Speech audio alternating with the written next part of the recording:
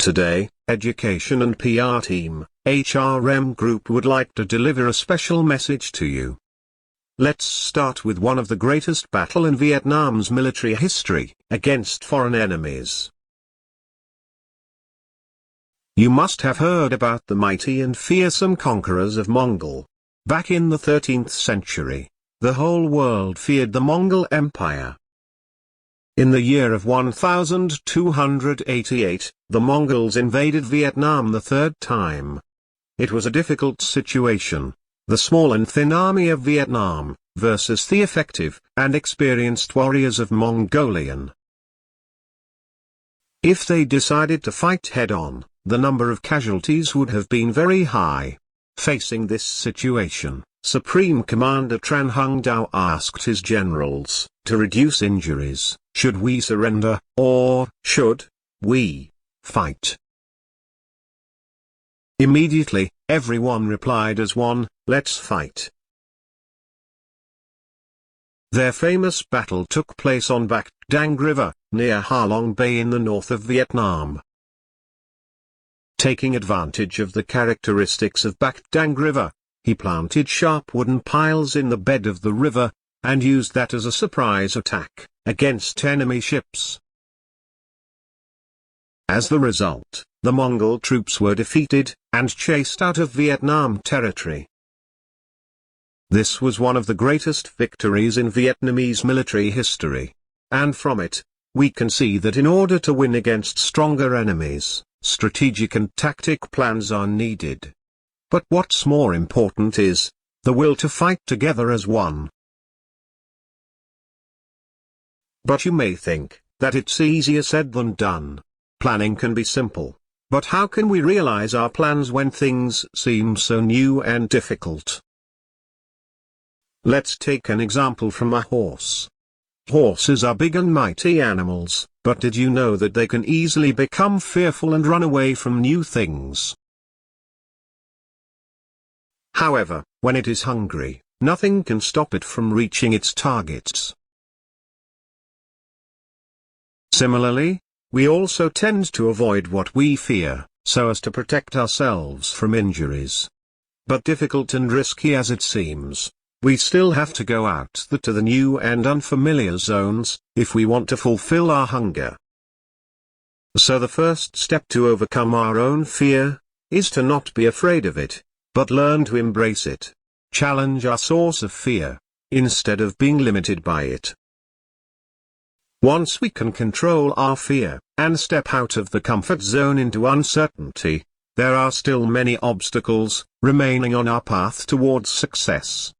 We may even fail, not one time, but many times. But does it mean that we shouldn't try? And if we try, how should we do? We can refer this situation to the game of Go.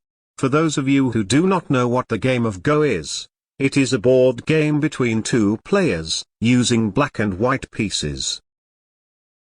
The Japanese is very strong at the game of Go, and their way of teaching young people how to play, is by seeing, observing other people play. But the current world master of Go, Mr. Cho Hoon Hyun, had a different way of teaching his only student. He believes in learning through practicing, because through seeing, one can only feel. But by actual doing, he can create the result. Thanks to his teaching, only after 3 years, from age 7 to 10, his student was able to beat him at a game of Go. Then, in the final round of World Go competition in 1989, Mr. Cho made an important decision. He was continuously attacked by his competitor from China. But he didn't give up. In critical situation, he made the 129th move, which helped him win the game. Even after 26 years have passed, people still wonder how he could come up with that move. He said, the 129th move was found not by me, but by my thinking. After each game, He always spends a lot of time to look back and redo. Look back to find the key cause of failures, and change the way of thoughts.